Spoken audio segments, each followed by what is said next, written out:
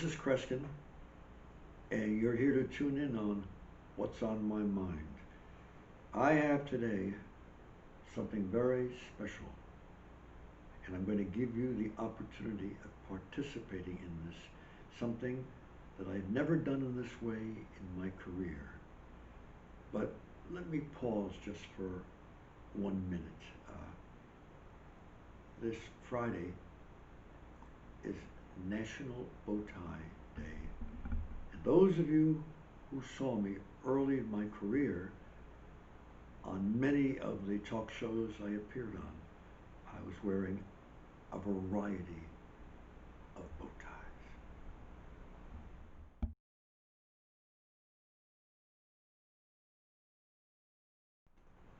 I'll tell you, Glenn Beck is one of the finest broadcasters in broadcasting history. He's been around a number of years, and no one can do anything but learn from this master communicator.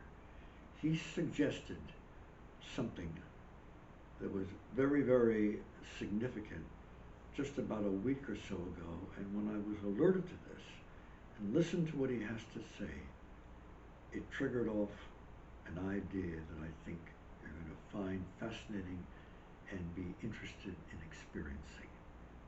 This is what he said.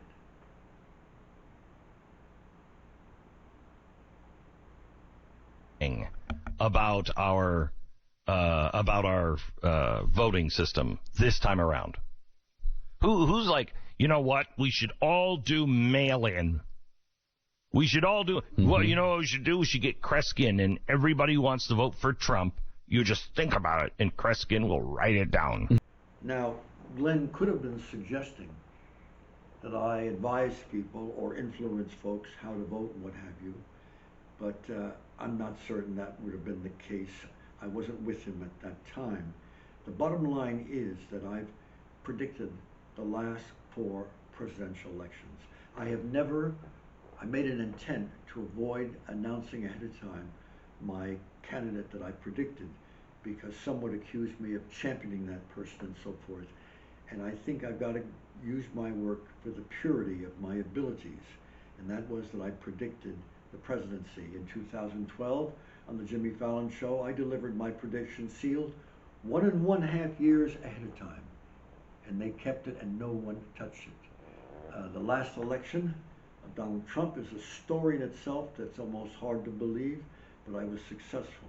That's the last 4 presidencies. In this case, what I'd like to do is this, and I thank Glenn Beck for giving me this diabolical idea, and that is I'm going to announce a date in the near future. Maybe I'll do it, by the way, 2 weeks from today, a Thursday. We'll put it on the internet so that you can know about it. And I will establish a time and a day where I want you to participate and be part of this experiment, as well as maybe thousands of others who aren't even hearing me talk about this, but to whom folks like you have related the incident to. Because the minute of the day and the time I establish is when I'm going to have you on your own. I'm not going to be there. You're not going to be hearing me. You're not going to be watching me.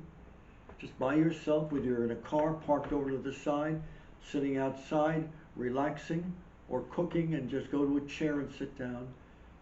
But you're going to, at that minute and that hour, concentrate on who at that point you'd like to vote for to be our next president. Now I need your time to do it. How much time do I need from you? 2 to 3 minutes at the most. You heard me. 2 or 3 minutes. You're simply going to sit there at the hour and the minute I designed, and you're going to reflect on who you think then you'd like to see as the president. Listen, weeks and a month or 2 from then, you may change your mind. That doesn't matter, because when I do this experiencing test, I'm going to write down not who's going to win the presidency. I'm going to write down what I mentally receive as the strongest, most powerful candidate mentally that's being projected to me. One of the secrets of how I predict the presidency all these years is in concerts around the country during the time of elections and what have you. I will, in my 2.5 hour program, just for a half a minute or a minute, relate to the election, who's running for office, what have you. And I'll mention one candidate, and I'll mention the other candidate, and I'll go on with the show. I can tell you, by the way, at the end of that 20-second moment, who the vast majority of that audience is going to vote for. I can't point out and say, you're going to vote for so-and-so, you're going to vote for her, you're going to vote for him. But I can tell you with that audience what the strongest impact is. And I want to see how I experience this when I offer it to a mass audience of which you are a part of. And you don't have to ever tell anybody.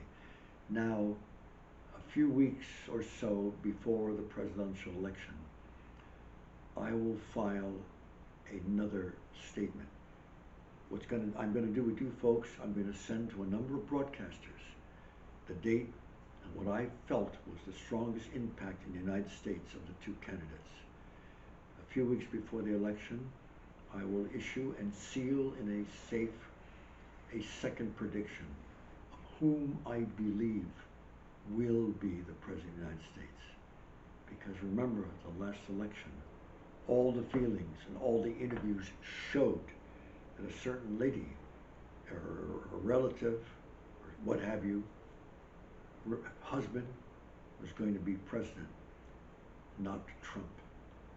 And I sensed that at that time, while that may have been the surveys, the answer, months later, I sensed a change of mind, and that's how I wrote and correctly predicted the election of the last presidency. Look for the date. It'll be 2 weeks from today, and give yourself the 2 or 3 minutes to participate.